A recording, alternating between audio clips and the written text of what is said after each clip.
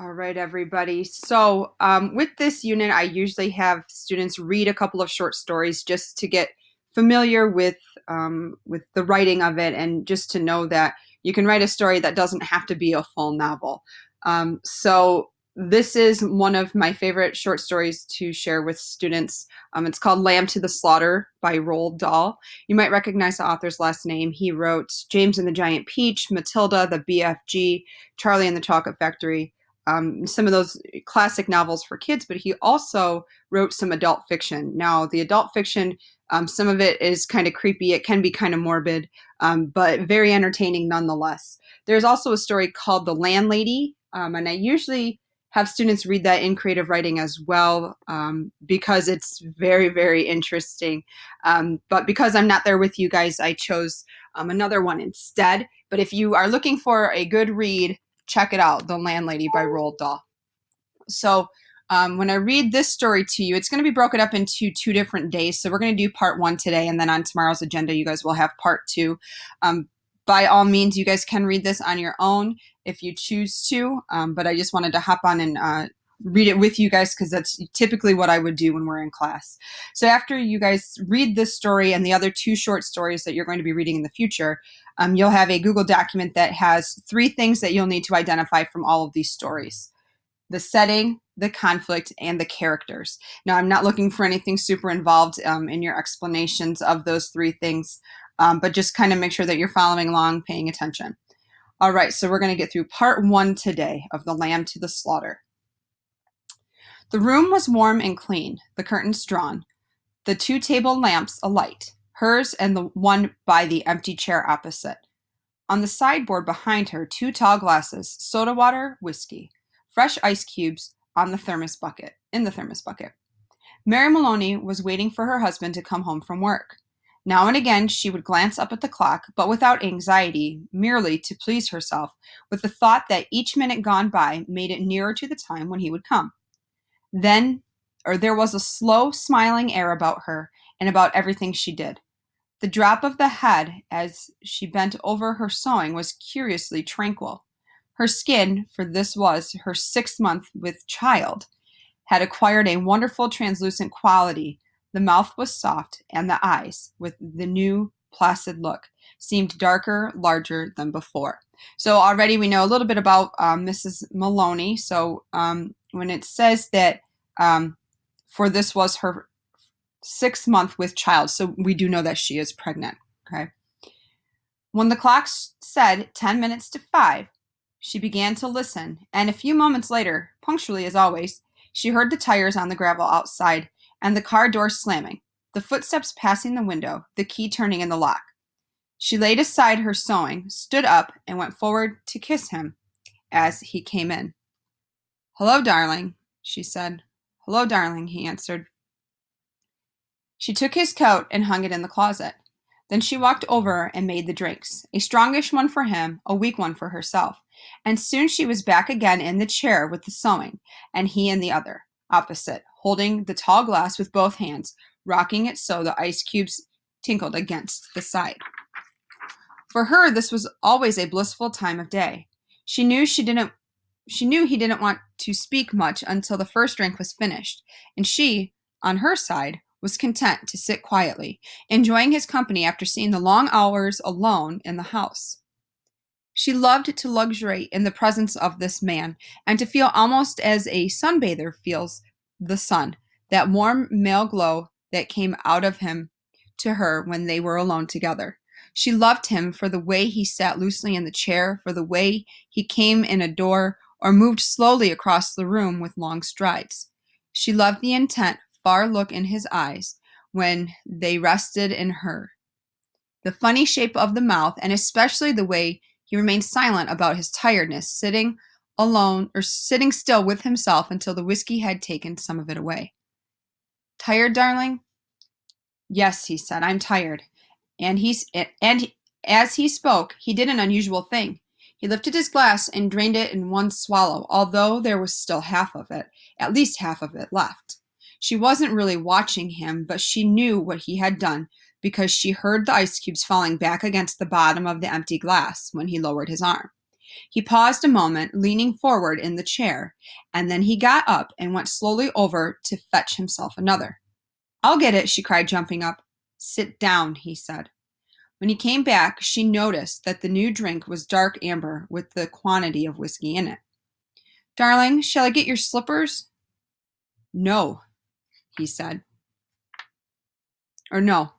She watched him as he began to sip the dark yellow drink, and she could see little oily swirls in the liquid because it was so strong. "I think it's a shame," she said, "that when a policeman gets to be as senior as you, they keep him walking about on his feet all day long." He didn't answer, so she bent her head again and went on with her sewing. But each time he lifted the drink to his lips, she heard the ice cubes clinking against the side of the glass. "Darling," she said, "would you like me to get you some cheese? I haven't made any supper because it's Thursday." "No," he said. "If you're too tired to eat out," she went on, "it's still not too late.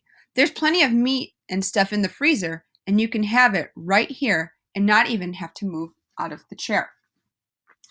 Her eyes waited for an answer, a smile, a little nod, but he made no sign.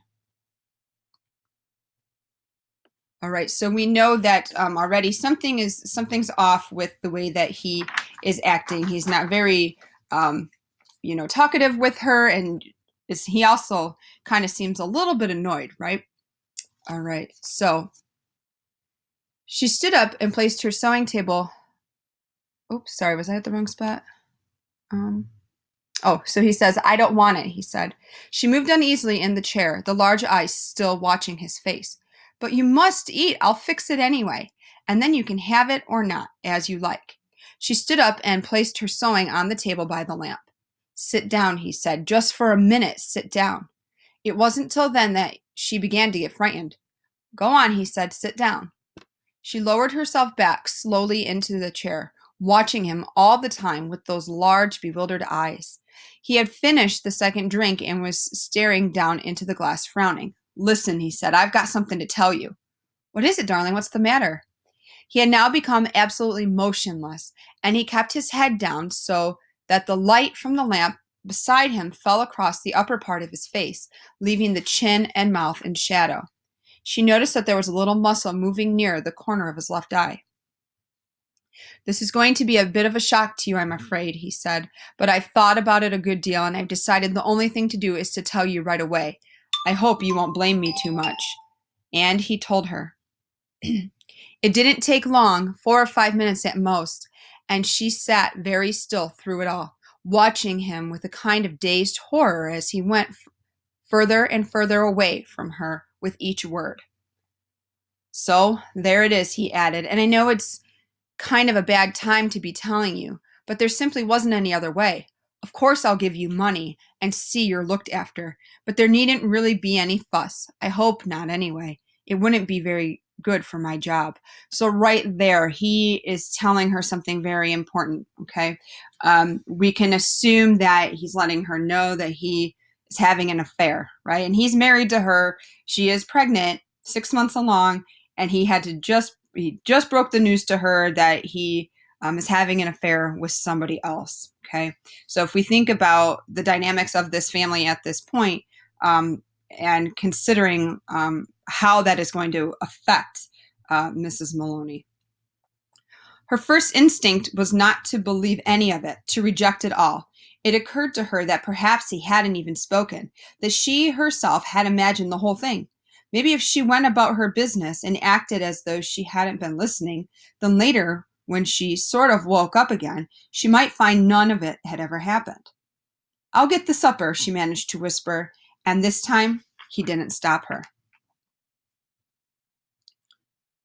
When she walked across the room, she couldn't feel her feet touching the floor. She couldn't even feel anything at all, except a slight nausea and a desire to vomit. Everything was automatic now. Down the steps to the cellar, the light switch, the deep freeze, the hand inside the cabinet taking hold of the first object it met. She lifted it out. It looked at it. It was wrapped in paper, so she took off the paper and looked at it again. A leg of lamb. All right then. They would have lamb for supper. She carried it upstairs, holding the thin bone end of it with both of her hands, and as she went up through the living room, She saw him standing over by the window with his back to her, and stopped.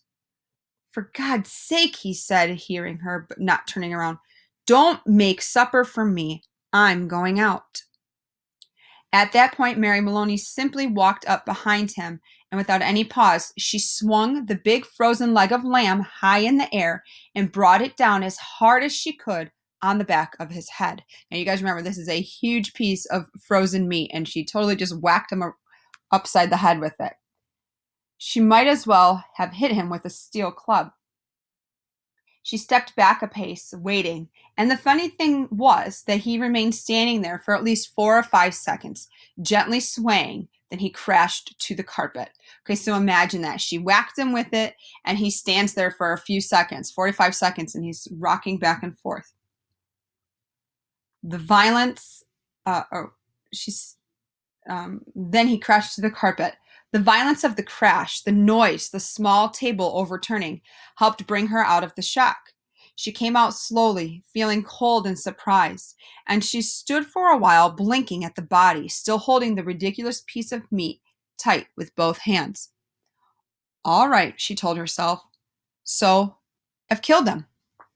It was extraordinary now how clear her mind became all of a sudden. She began thinking very fast. As the wife of a detective, she knew quite well what the penalty would be. That was fine. It made no difference to her. In fact, it would be a relief. On the other hand, what about the child? What were the laws about murderers with unborn children? Did they kill then both mother and child, or did they wait until the 10th month? What did they do? Mary Maloney didn't know, and she certainly wasn't prepared to take a chance. She carried the meat into the kitchen, placed it in a pan, turned the oven on high, and shoved it inside. Then she washed her hands and ran upstairs to the bedroom. She sat down before the mirror, tidied her hair, and touched up her lips and face. She tried a smile. It came out rather peculiar. She tried again. All right, so we are going to stop there for today. We are going to pick up tomorrow with part 2. So as of right now, what I want you guys to be thinking about is what could possibly happen next. What is going to happen next? We know that she's pregnant. She found out that her husband was cheating on her. He is a police officer. So he's like, "Oh, I don't want you to tell anybody because this could look really bad for me." She kind of freaks out, doesn't really know what to think, still insists that she's going to feed him dinner, goes to get the leg of lamb, brings it upstairs. He was very snarky with her. She whacked him across the head, and then he died. So we're going to find out tomorrow what happens next. All right, guys. See you then.